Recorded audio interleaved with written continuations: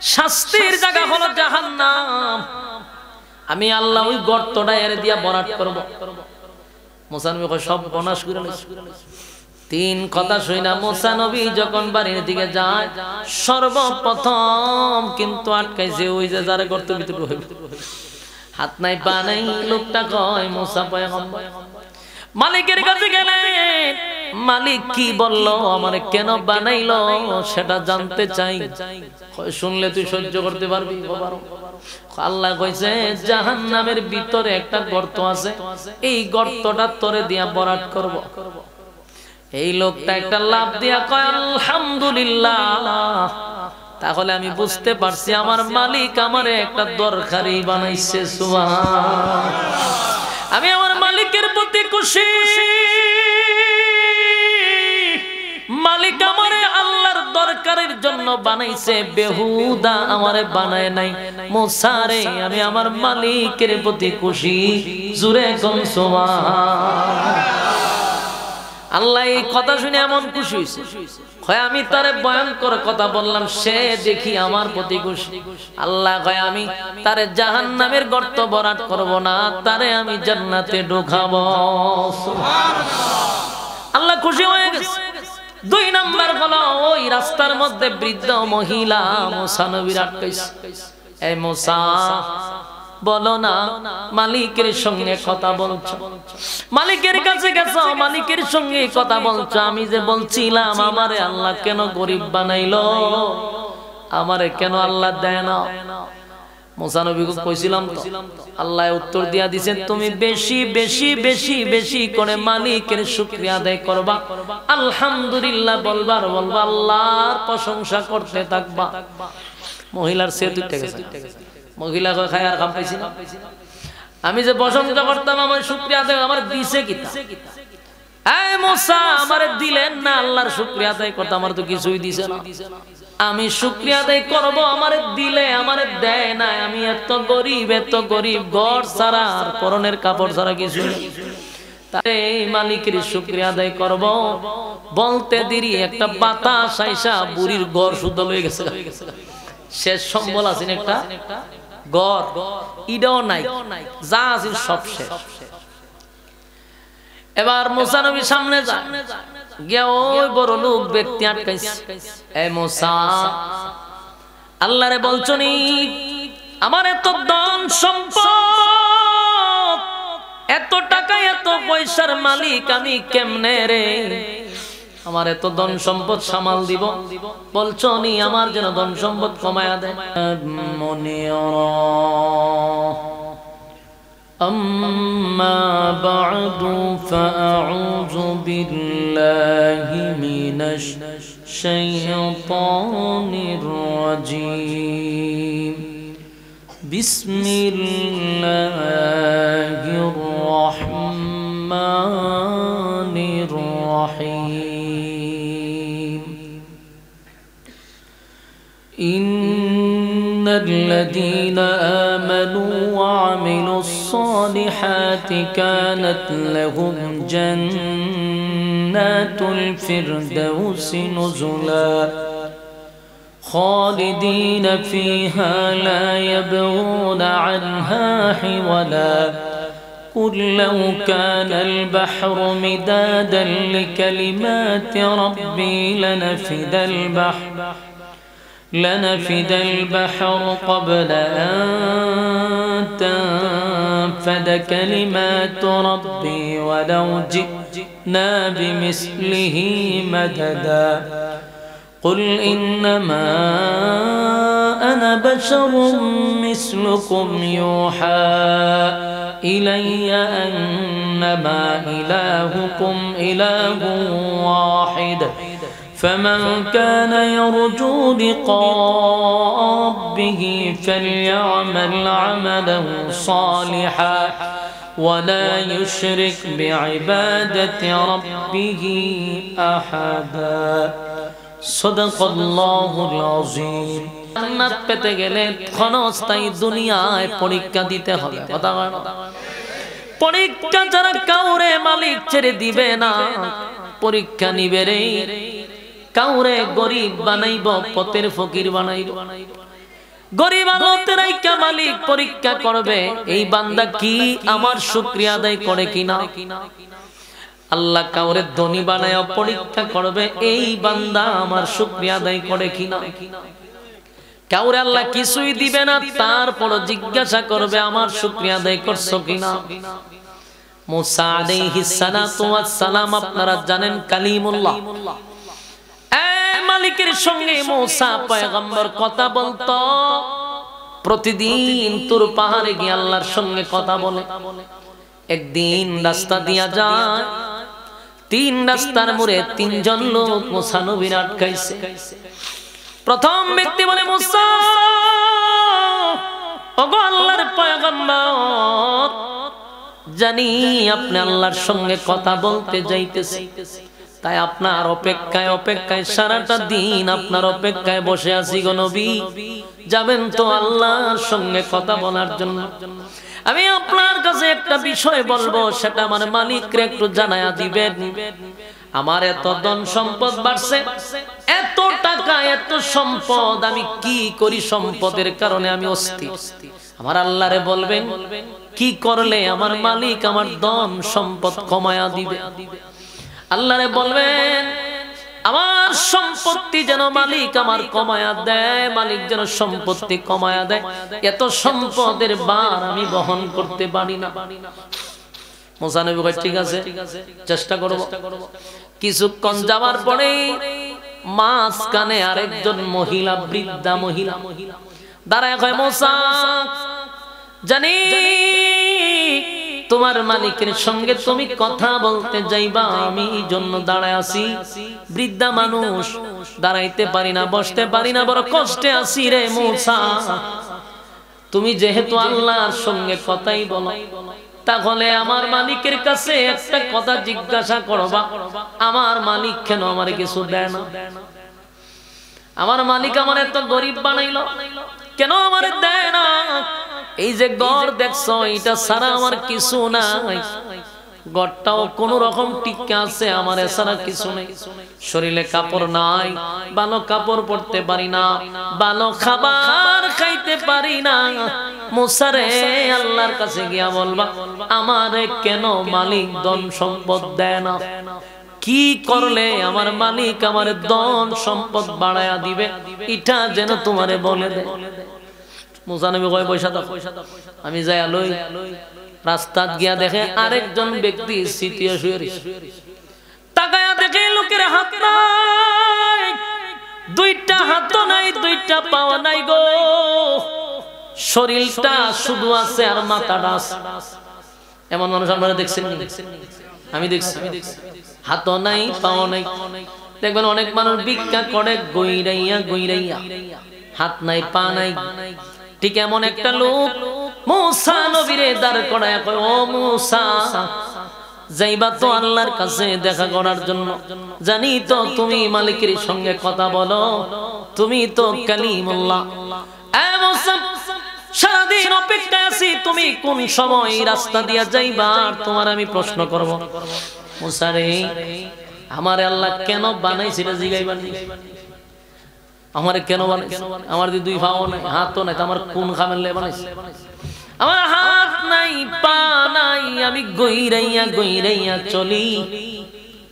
মানুষের সাহায্য ছাড়া আমি এক মুঠো ভাতও খাইতে পারি না। আমার মুখে একটু পানির পিপাসা লাগলে কারো সাহায্য ছাড়া পানি পান করতে পারি না।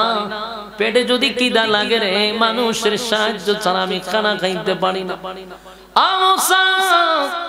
আমার মালিক রে বইল, আমার কোন খামে বানাইছে, কেন বানাইছে? এবার মুসা পয়গম্বর মালিকের সঙ্গে তুর পাহাড়ে গিয়া কথা বলছে। কথা বলার এক পর্যায়ে বলে, মালিক আজকে 3টা লোক আমার 3 রাস্তার মোড়ে আটকাইছে। 3 জনের অভিযোগ 3 রকম। মালিক, আমি যখন আবার রাস্তা দিয়া যাব, 3টা লোক আমার ঠিকই আটকাবে। কি বলবো আপনি আমারে বলে দেন। এক নাম্বার লোকটা আমারে জিজ্ঞাসা করছে, তার এত পরিমাণ ধন সম্পদ, এত টাকা সম্পদের বহন করতে পারে না, এত ধন সম্পদ তার বেড়ে গেছে, সে আর ওজন বহন করতে পারে না। মালিক গো, কি করলে তার সম্পদ কমে যাবে, এমন একটা সিস্টেম জানায় দেন। আল্লাহ বলেন, এ মুসা, ওই লোকটারে বলবা সে যেন আমার প্রশংসা না করে, সে যেন আমার শুকরিয়া আদায় না করে, সে যেন আমার শুকরিয়া আদায় করা বন্ধ করে দেয়। সে যদি আমি মালিকের শুকরিয়া আদায় না করে, অটোমেটিক তার ধন সম্পদ কমে যাবে। কথা কি বুঝতেছেন? তার মানে মালিকের শুকরিয়া আদায় না করলে মালিক ধন দেয় না, মালিক ধন কমায়া দেয়। 2 নাম্বার, মালিক রাস্তার মধ্যে একটা বৃদ্ধা মহিলা আমার কাছে জানতে চায়, তারে আপনি এত গরিব কেন বানাইলেন, এত গরিব কেন বানাইলেন?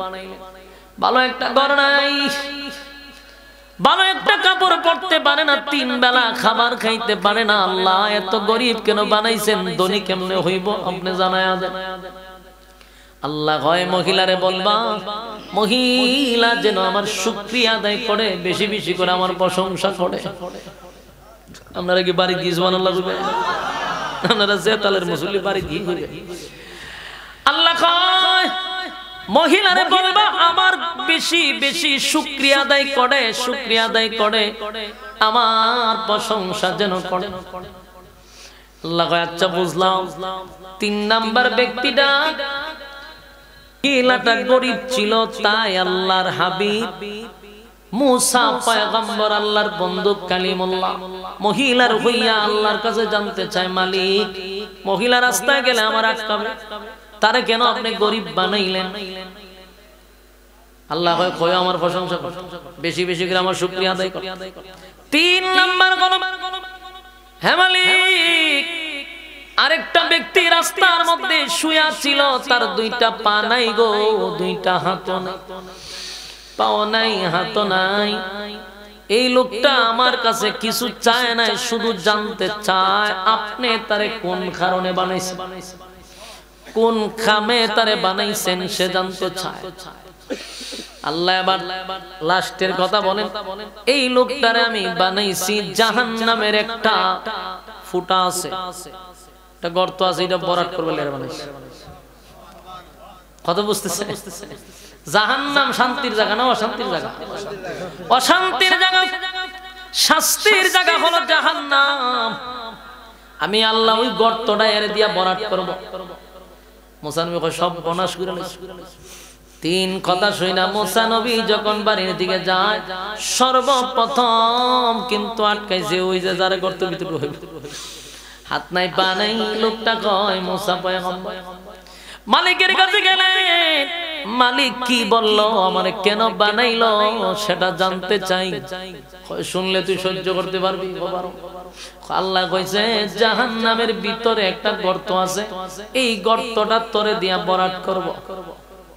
এই লোকটা একটা লাভ দিয়া কয় আলহামদুলিল্লাহ, তাহলে আমি বুঝতে পারছি আমার মালিক আমারে একটা দরকারি বানাইছে। সুবহান, আমি আমার মালিকের প্রতি খুশি। মালিক আমারে আল্লাহর দরকারের জন্য বানাইছে, বেহুদা আমারে বানায় নাই। মুসারে আমি আমার মালিকের প্রতি খুশি। জুরে কোন সুবহান। আল্লাহ এই কথা শুনে এমন খুশি হইছে, কয় আমি তারে ভয়ঙ্কর কথা বললাম, সে দেখি আমার প্রতি খুশি। আল্লাহ কয় আমি তারে জাহান্নামের গর্ত বরাট করব না, তারে আমি জান্নাতে ঢোকাবো। সুবহানাল্লাহ। আল্লাহ খুশি হয়ে গেছে। 2 নাম্বার হলো ওই রাস্তার মধ্যে বৃদ্ধ মহিলা মুসা নবীর আটকাইছে। এই মুসা বলো না মালিকের সঙ্গে কথা বলছো, মালিকের কাছে গেছো, মালিকের সঙ্গে কথা বলছো। আমি যে বলছিলাম আমারে আল্লাহ কেন গরিব বানাইলো, আমারে কেন আল্লাহ দেয় না? মুসা নবীকে কইছিলাম তো, আল্লাহ উত্তর দিয়া দিয়েছেন তুমি বেশি বেশি বেশি বেশি করে মালিকের শুকরিয়া আদায় করবা, আলহামদুলিল্লাহ বলবা, আল্লাহর প্রশংসা করতে থাকবা। মহিলার সে 2 টাকা মহিলা কয় খায় আর কাম পাইছি না আমি যে প্রশংসা করতাম আমার শুকরিয়া আদায় আমার দিছে কিতা এই মুসা আমারে দিলেন না আল্লাহর শুকরিয়া আদায় করতে আমার তো কিছুই দিছে না আমি শুকরিয়া আদায় করব আমারে দিলে আমারে দেয় না আমি এত গরিব ঘর ছাড়া আর পরনের কাপড় ছাড়া কিছু নেই তাই মালিকের শুকরিয়া আদায় করব বলতে দেরি একটা বাতাস আইসা বুড়ির ঘর শুদ্ধ হয়ে গেছে শেষ সম্বল আছে একটা ঘর ইডাও নাই যা আছে সব শেষ এবার মুসা নবী সামনে যায় গিয়া ওই বড় লোক ব্যক্তি আটকাইছে এই মুসা আল্লাহরে বলছনি আমার এত ধন সম্পদ এত টাকা এত পয়সার মালিক আমি কেমনে রে আমার এত ধন সম্পদ সামাল দিব বলছনি আমার যেন ধন সম্পদ কমায়া দেয় মুসা নবী কইছিলাম আল্লাহ কইছে তুমি আর মালিকের শুকরিয়া আদায় কইরো না তুমি আর আল্লাহর প্রশংসা কমায়া করবা শুকরিয়া আদায় কমায়া করবা তাহলে আল্লাহ ধন কমাই দিবে বড় লোক ব্যক্তিরা বলে মুসা যেই মালিক আমারে জিরো থেকে হিরো বানাইলো যেই মালিক আমারে পতির ফকির থেকে এত ধনী বানাইলো এত আরাম এসে আমারে রাখলো আমি বুঝি আমার মালিকের শুকরিয়া আদায় করা বাদ দিয়া দিব না আমার ধন সম্পদ বাড়তে বাড়তে গোটা পৃথিবী যদি আমার হয়ে যায় আমি আমার মালিকের প্রশংসা বাদ দিব না শিক্ষার দিয়া কোন সুবহানাল্লাহ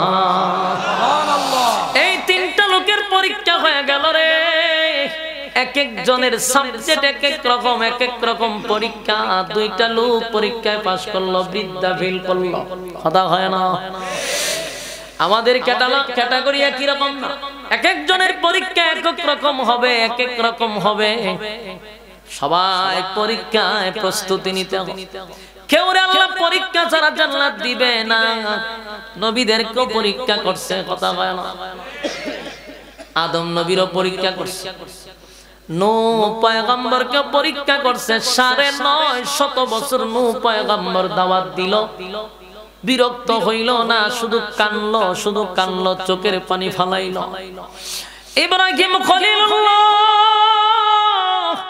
খলিলুল্লাহ উপাধি পাইছে পরীক্ষায় বারবার 5 ডিভিশন পাওয়ার কারণে আমার আল্লাহ খলিলুল্লাহ উপাধি দিয়েছে আমার বন্ধু সুবহানাল্লাহ ইব্রাহিম খলিলুল্লাহ নিজের সন্তান রে আল্লাহর জন্য কুরবানি দিতে গিয়ে একটা পরীক্ষা সন্তান মরুভূমিতে রাইখা স্ত্রী রাইখা চলে গেল সাফা মারওয়ার কাছে যে আপনারা দৌড়ে নিটা ইব্রাহিম খলিলুল্লাহ তার সন্তান আর স্ত্রীর রাইখা পানি নাই খাবার নাই মরুভূমিতে রেখে চলে গেছে সেখানেও ইব্রাহিম খলিলুল্লাহ ফার্স্ট ডিভিশনে পাস সন্তান ইসমাইলকে খবর জবাই করতে গিয়ে সেখানেও পাস করলো একটা দুইটা না আগুনের মধ্যে নমরুদ ফালায়া দিবে সেখানেও প্রস্তুতি নিয়া ইব্রাহিম খলিলুল্লাহ ফার্স্ট ডিভিশনে পাস একে একে পরীক্ষা ইব্রাহিম খলিলুল্লাহকে আল্লাহ শেষ পর্যন্ত খলিলুল্লাহ উপাধি দিল উনি আমার বন্ধু সুবহানাল্লাহ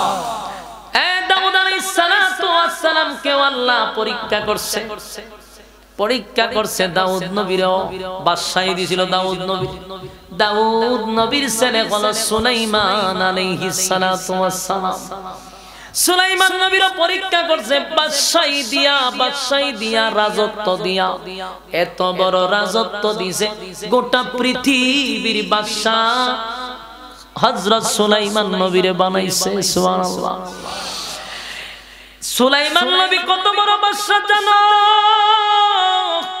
সুলাইমান নবীর আল্লাহ জিন্নাতের বাদশা বানাইলো সুলাইমান নবীর মানুষের বাদশা বানাইলো সুলাইমান নবীর পিপিলিকার বাদশা বানাইলো আল্লাহ পক্ষীকুলের বাদশা বানাইলো কুল কায়নাতের বাদশা বানায়া দিছে এত বড় রাজত্ব পাইয়া সুলাইমান নবী আমার মালিকরে একটা সেকেন্ডের জন্য ভুলে নাই সুবহানাল্লাহ মালিক বলে না আইয়ুব নবীর আল্লাহ রাজত্ব দিয়া অসুস্থ বানাইয়া 18 বছর অসুস্থ ছিল রে আইয়ুব নবী অসুস্থ বানাইয়া রাখছে 18 বছর এত অসুস্থ, শরীরের চামড়া কষে গেছে, শরীরের মধ্যে কিছু নাই, এরপরও আল্লাহকে ভুলে নাই, আমার মালিকরে ভুলে নাই। সুবহান। একে একে সব নবী রাসূলকে পরীক্ষা করছে রে, কারণ ঈমান যার যত পরীক্ষা তত বড়। জাকারিয়া পয়গম্বরকে পরীক্ষা করছে, করাত দিয়া 2 ভাগ করে দিছে, এরপর টু শব্দ করে নাই। সুবহানাল্লাহ। আল্লাহর হাবিবে কিবরিয়া 13টা বছর মক্কা নগরীতে একটানা 13 বছর একচাটিয়া নির্যাতন সহ্য করছে। কত বছর? আল্লাহর নবীর শরীরে কোনোদিন মশা মাছি বসতো না, সেই শরীরে আমার পয়গম্বরের শরীরে পাথর মারতে মারতে শরীরটারে রক্তাক্ত করে দিছে। নবীর শরীরের এমন কোন জায়গা নাই যেখানে রক্তাক্ত হয় না, অথচ আল্লাহর পরে যার সম্মান আর মর্যাদা, সেই নবীর শরীর দিয়ে রক্ত জড়াইছে রে মুমিন। আমার নবী যদি রক্ত দেয়, নবী যদি মার খায়, আমার আর তোমার কি আল্লাহ ছাইরা দিব? কথা হয় না। আমার নবী তাইফের ময়দানে মার খাইলো, 13টা বছর মক্কা নগরীতে এত নির্যাতিত, নিজের সাহাবীরা নির্যাতিত, সাথী সঙ্গীরা নির্যাতিত, এমন কি নিজের দেশ ছাইরা, বাবার দেশ দাদার দেশ ছাইরা নবীরে দেশান্তর করলো, এরপরও নবী আল্লাহর প্রতি অসন্তুষ্ট না। পরীক্ষা দাপে দাপে আসতেছে, কারো আল্লাহ পরীক্ষা থেকে বাদ দিবে না, পরীক্ষা নিবে, পরীক্ষা নিবে। নবীদেরও পরীক্ষা নিছে, এমনকি আমার নবীর উপরেও আল্লাহ পরীক্ষা নিল। 13 বছর মানল। আল্লাহ নিজেই কয়, বন্ধু এবার আপনি মদিনায় যান না। মক্কা নগরীর মানুষ নির্যাতন করলো রে। সবচেয়ে কষ্টের বিষয়টা হলো, নবীর সবচেয়ে কষ্ট লাগছে যেদিন নবী মক্কা ছেড়ে মদিনায় চলে যায়, সেদিন নবী 2টা রাকাত নামাজ পড়তে চাইছিল খানায় কাবার ভিতরে। চাবিটা ছিল একজন লোকের কাছে। নবীজি বারবার বলছে, আমি চলে যাব, 2টা রাকাত নামাজ শুধু খানায় কাবার ভিতরে পড়ব, কিন্তু আল্লাহর নবীর চাবি দিল না। কিতাবে আছে লোকটা আমার নবীরে ধাক্কা মারছে। আল্লাহর নবী বলেন, আজকে আমি তোমার কাছে চাবি চাওয়ার জন্য বারবার কানতি মিনতি করলাম, 2টা রাকাত নামাজ যেন খানায় কাবার ভিতরে পড়তে দিলি না, আমারে ঢুকতে দিলি না, নামাজ পড়ার জন্য অর্ডার দিতে দিলি না। তবে এমন একটা দিন আসবে, অপেক্ষা কর, এই চাবিটা তুই আমারে দেওয়ার জন্য পাগল পাগল হয়ে আমার পিছনে ঘুরবি। ওই দিনটা বেশি দূরে না। নবীর কথাটা যে ধাক্কা দিছে তার কলিজায় লাগছে, কারণ আব্দুল্লাহর পুত্র মুহাম্মদ যা বলে রে তাই সঠিক হয়। আল্লাহর নবী 2 রাকাত নামাজ খানায় কাবার ভিতরে পড়তে পারলো না, বেতায় ব্যতীত হইয়া মক্কা ছাড়িয়া মদিনার দিকে রওনা দেয়। পিছনে বারবার খানায় কাবার দিকে তাকায়। নবীর অনেক কষ্ট লাগছিল, কারণ খানায় কাবা ছেড়ে নবী যেতে চায় না রে। বারবার বলে, কাবা তোরে চাইরা আমার যাইতে মন চায় না। কিন্তু আল্লাহ যে নবীর পরীক্ষায় বলাইছে, সব জায়গায় পরীক্ষা পরীক্ষা পরীক্ষা পরীক্ষা ছাড়া কেউ জান্নাতে যেতে পারবে না। আমার নবীর কলিজাটা ছিঁড়ে যায় মক্কা ছেড়ে মদিনায় যাওয়ার জন্য। আল্লাহ কয়, বন্ধু আপনি মদিনায় চলে যান। মদিনায় চলে গেল। সেখানে গিয়া নবী আবারও উহুদের ময়দানে নবী রক্তাক্ত হইছে। দাঙ্গার বাংলা নবীর শরীর দিয়ে রক্ত জড়াইল। বলুন তো দেখি, আমার আল্লাহ তো নবীর রক্ত না জড়াইয়াও দিন কায়েম করে দিতে পারত। আল্লাহর হাবিব, ওনার উপর পরীক্ষা চলছে, পরীক্ষা চলছে, সবার উপরে পরীক্ষা। সাহাবায়ে কেরামদের উপর আসলো পরীক্ষা। এত পরীক্ষা, ঈমান আনলেই তাদের উপরে নির্যাতন, ঈমান আনলেই তাদেরকে মারধর, ঈমান আনলেই তাদেরকে বুড়ার সঙ্গে বেঁধে দেওয়া হয়, ঈমান আনলেই জিহ্বার মধ্যে পেরাক মারা হয়, ঈমান আনলেই জ্বলন্ত কয়লার মধ্যে শোয়া দেওয়া হয়। এক একবার আল্লাহর নবী ঘুম থেকে জাগ্রত হইয়া গভীর রাতে হুজুরা শরীফ থেকে বাহির হইলেন। হঠাৎ করে দেখে একজন সাহাবী কে যেন নবীর সামনে দাঁড়ায় আছে, লজ্জাস্থানের মতে হাত দিয়া, মানে শরীরে কোনো কাপড়ই নেই, একেবারে উলঙ্গ। নবীজি আশ্চর্য হয়ে গেল, ঘটনা কি? এই লোকটা কে রে, উলঙ্গ হইয়া এখানে দাঁড়ায় আছে, আবার আমার হুজুরা শরীফের সামনে। ওই লোকটা বলে, নবী গো, লজ্জায় কথা বলতে পারি না, প্রচন্ড ঠান্ডার মধ্যে আমার শরীর তরতর করে কাঁপতেছে। তখন নবীজি, আমি আপনার একজন সাহাবী, আমার নাম হলো আব্দুল্লাহ। আল্লাহর নবী চোখের পানি ছেড়ে দিয়া বলে, আব্দুল্লাহ, তুমি আমার সামনে দাঁড়িয়ে আছো লজ্জাস্থানে দড়ে, কাপড় নাই বুঝি তোমার? হুজুর, আমার কাপড় গুলি আমার চাচা রেখে দিছে, আমার উলঙ্গ করে দিছে। আল্লাহর নবী তাড়াতাড়ি একটা কাপড়ের টুকরা ওই সাহাবীকে দিয়া দিল, কোন রকম লজ্জাস্থানটা ডাকছে। এরপরে বলে, নবী গো, আমাকে আপনি কালেমা পড়ায়া দিছেন। এই সাহাবীর নাম ছিল আব্দুল উজ্জা, তার নাম নবী রাইখা দিছে আব্দুল্লাহ। হুজুর, ওই যে আপনি কিছুদিন আগে আমার কালেমা পড়ায়া দিছেন, এই খবর তো আমার ঘরে চলে গেছে। আমার ঘরে যাওয়ার সাথে সাথে আমার বাবা নাই, আমার চাচা আমার লালন পালন করত, আমার চাচার কাছে আমার সবকিছু। বাবা মরে যাওয়ার পরে আমার সম্পত্তি সব চাচার আন্ডারে। আমার মা বিবাহ করছে আমার চাচার কাছে। নবীজি যখন শুনলো আমি কালেমা পড়ছি, আমার চাচা আমারে হুমকি দিল, কালেমা যেন ছেড়ে দেই। ওই সাহাবীর প্রেমানি পরীক্ষা। আগা পয়গম্বর, আমার চাচা আমারে জোর করে কালেমা ছাড়ানোর চেষ্টা করলো, আমারে মারধর করলো, কিন্তু আমি আমার চাচার স্পষ্ট বক্তব্য দিছি, ঈমান আনছি, চাচা জীবন দিতে প্রস্তুত, ঈমানটা আমি বিক্রি করব না। আবার বেদরম মারতে লাগলো, মারতে মারতে মারতে উনারে একেবারে অজ্ঞান করে দিছে। হুশ ফিরার পরে বলে, কালেমা ছাড়বি? মইরা গেল। কথা হলে, শোন, তোরে আমার ঘর থেকে বাহির করে দিব। আব্দুল্লাহ, শোন, শুধু ঘর থেকে বাহির করব এমনটা নয় রে, আমার এই সম্পত্তির মধ্যে তোর কোন ধরনের আকর্ষণ থাকবে না, তোরে তেজ্যবর্ত করে দিলাম, এই সম্পত্তি পাবি না। উনি বলেন, আমার দুনিয়ার কোন সম্পদের দরকার নাই, ঈমান নামক সম্পদ পাইছি, মালিকের কাছে শুকরিয়া। এবার বলল, ঠিক আছে, তাহলে চলে যাও। যেই মাত্র আব্দুল্লাহ ঘর থেকে বাহির হয়ে গেল, ওই সাহাবীর চাচা তারে দৌড়ায়া ধরছে, দৌড়া কয়, যাইবি যেহেতু কাপড় পর, এই কাপড় তো আমার দেওয়া, কোন কাপড় পরে তুই যেতে পারবি না। নবীজি আমারে জোর কইরা রাস্তার মধ্যে উলঙ্গ করে দিছে, আমার শরীরে কাপড় নাই। আমার চাচা আমারে উলঙ্গ করে দেওয়ার উদ্দেশ্য ছিল আমি যেন শরমে লজ্জায় আপনার কাছে না আসি, কিন্তু আমার ঈমান তো আপনার কাছে আসতে, আমার চাচার কাছে থাকতে দেয় না।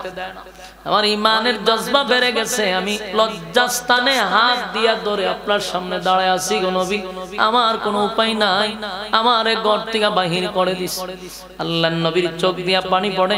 নবীজি একটা চাদর ওই সাহাবীরে দিলেন আর বললেন, আব্দুল্লাহ রে, আমি নবীর চাদর তোর শরীরে পড়ায়া দিলাম। সুবহানাল্লাহ।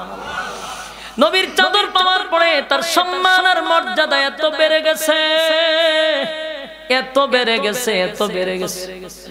আল্লাহর পয়গম্বর তারে খুব আদর করত, মহব্বত করত, আর সাহাবীদেরকে বলতো, সাহাবীরা রে, আমার এই সাহাবী যদি জুড়ে জুড়েও তেলাওয়াত করে তোমরা বিরক্ত হইও না। সব ছাইরা দিয়ে আইছে ঈমানের জন্য, সম্পত্তি ছিল সব ছেড়ে দিছে ঈমানের জন্য, ঈমানের জন্য উলঙ্গ অবস্থায় আসছে ঈমানের জন্য, তারে তোমরা কেউ বিরক্ত কইরো না। কিন্তু এই সাহাবী প্রতিদিন দোয়া করত। একদিন আল্লাহর নবী বলেন, সাহাবী রে, তোর মনের মধ্যে আর কোনো আফসোস আসেনি আমারে ক? আল্লাহর নবী বলেন, তুই বল আমার কাছে, তোর জন্য আল্লাহর কাছে দোয়া করব। চিন্তা করেন নবীর দোয়া কি আল্লাহ ফিরায়া দেয়।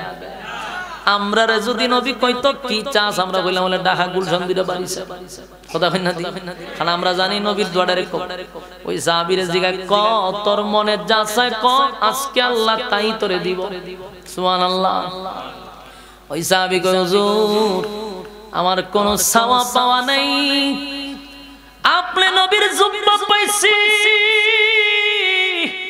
এর থেকে বড় নিয়ামত কি হতে পারে গো তবে আমার একটা চাহিদা আছে গো নবী আপনি আল্লাহর কাছে বলেন না আল্লাহর নবী বলেন কি চাহিদা নবী আমার মনে বড় আকাঙ্ক্ষা ছিল আমি যেন শাহাদাতের মরণ পাই সুবহানাল্লাহ শাহাদাতের মরণের জন্য নবীর কাছে আল্লাহর নবী বলেন এটাই বুঝি তোর চাওয়া বলে হ্যাঁ এটাই আমার চাওয়া পয়গম্বর আল্লাহর কাছে দোয়া করে কয় মালিক আমার আব্দুল্লাহর জন্য আমি দোয়া করি আমার আব্দুল্লাহ শাহাদাতের মর্যাদা চায় আল্লাহ আপনি তার যুদ্ধের ময়দানে বিজয় দান করেন সুবহানাল্লাহ আব্দুল্লাহ আশ্চর্য হয়ে গেল আমি যদি যুদ্ধের ময়দানে বিজয় হয়ে যাই তাহলে তো শাহাদাত বরণ করব না নবীরে বললাম আমি শাহাদাতের মর্যাদা চাই নবীজি কয় যুদ্ধের ময়দানে যেন আল্লাহ বিজয় দান করে আব্দুল্লাহ বলে পয়গম্বর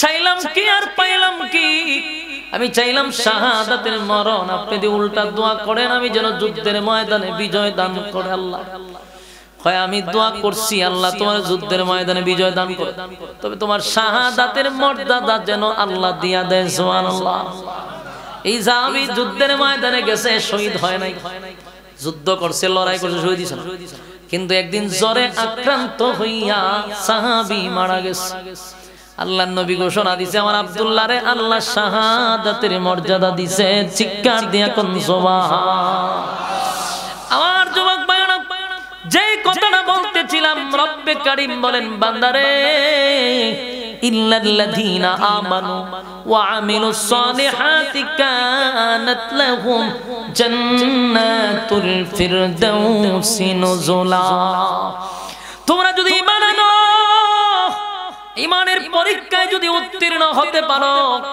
আর যদি নেক আমল করো ওয়াদা দিলাম জান্নাতের ভিতরে সর্বোচ্চ জান্নাতুল ফিরদাউসে আমি তোমাদেরকে মেহমান বানায়া দিব চিৎকার দিয়া কোন সুবহানাল্লাহ সেই জান্নাতে কারা কারা যেতে চায় সবাই কথা কয় না জান্নাতে যদি যেতে চান কারা কারা চান দুইটা হাত তুলে দেখায়া দেই লিল্লাহি তাকবীর